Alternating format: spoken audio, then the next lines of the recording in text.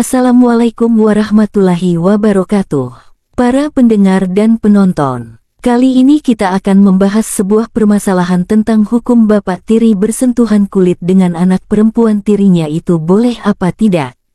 Kemudian apakah hal tersebut itu membatalkan wudhu atau tidak?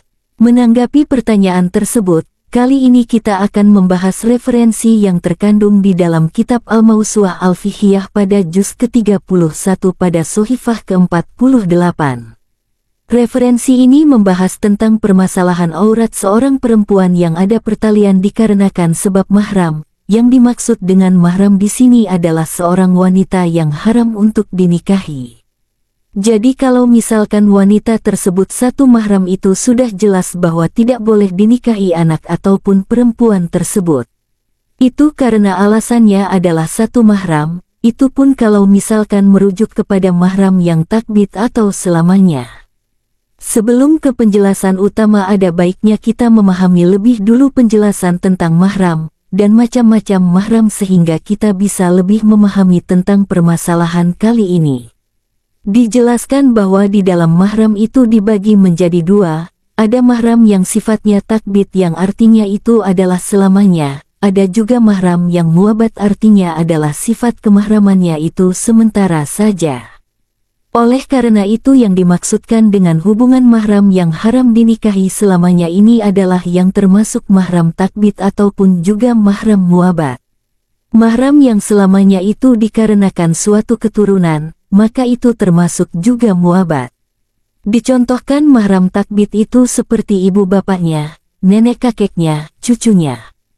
Sedangkan contoh yang juga termasuk dengan muabat yaitu dikarenakan sebab musaharah. Musaharah itu dikarenakan kemertuaan.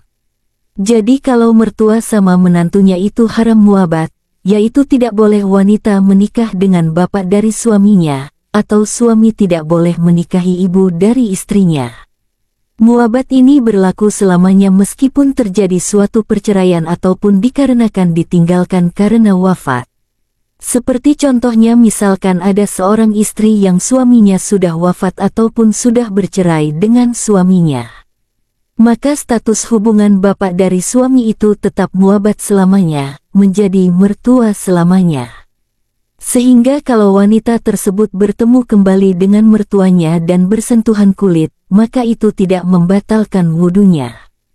Kemudian kita akan langsung saja ke jawaban dari permasalahan yang kita bahas kali ini. Apakah seorang ayah tiri itu boleh untuk bersentuhan kulit dengan anak tirinya dan apakah jika kulitnya bersentuhan itu membatalkan wudunya atau tidak? Maka jawaban dari pertanyaan itu adalah jika ayah tirinya itu belum melakukan hubungan jimat dengan istrinya atau dengan ibu dari anak tersebut, maka hukum bersentuhan kulit dengan anak tiri perempuan itu masih tetap tidak diperbolehkan dan itu masih batal wudunya.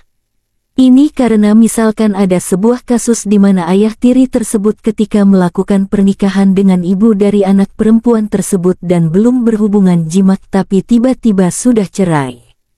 Misalkan siangnya nikah tapi tiba-tiba maghribnya cerai. Bahkan itu dibolehkan kalau misalkan ayah tiri tersebut menikahi anak perempuannya dengan alasan karena belum berhubungan jimat dengan ibu dari anak tersebut. Tapi kalau misalkan ayah tirinya sudah sempat berhubungan jimat dengan istrinya atau ibu dari anak tersebut maka anak tersebut sudah berstatus menjadi seolah-olah anaknya sendiri. Sehingga kalau misalkan bersentuhan kulit menurut mazhab Imam Syafi'i itu hukumnya sudah tidak membatalkan wudhu. Karena statusnya sudah seperti menjadi anaknya, maka itu akan termasuk ke mahram yang takbit ataupun mahram selamanya.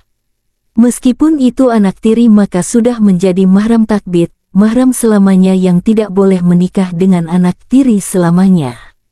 Alasannya karena sang suami sudah berhubungan jimat dengan istrinya atau ibu dari anak tiri tersebut.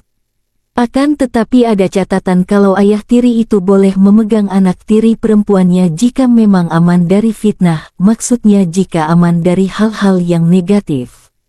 Contohnya jika laki-laki itu mempunyai anak tiri perempuan yang umurnya dewasa, kalau misalkan anak tersebut dipeluk ayah kandung atau biologisnya mungkin dia tidak merasa canggung, tetapi dikarenakan ini ayah tirinya jadi merasa canggung kalau dipeluk. Karena anak tersebut merasa risih atau tidak nyaman maka tidak perlu dipaksakan, apalagi kalau misalkan itu bisa menjurus ke sesuatu yang negatif. Jadi intinya tidak membatalkan kepada wudhu meskipun di sini ada catatan dikarenakan ini adalah anak tiri maka harus bisa menjaga, boleh bersentuhan kulitnya jika memang aman dan tidak menjurus ke suatu fitnah. Demikian penjelasan yang bisa kita sampaikan. Semoga penonton dan pendengar sekalian bisa mengerti dan memahami. Semoga dapat bermanfaat bagi kita semua. Wassalamualaikum warahmatullahi wabarakatuh.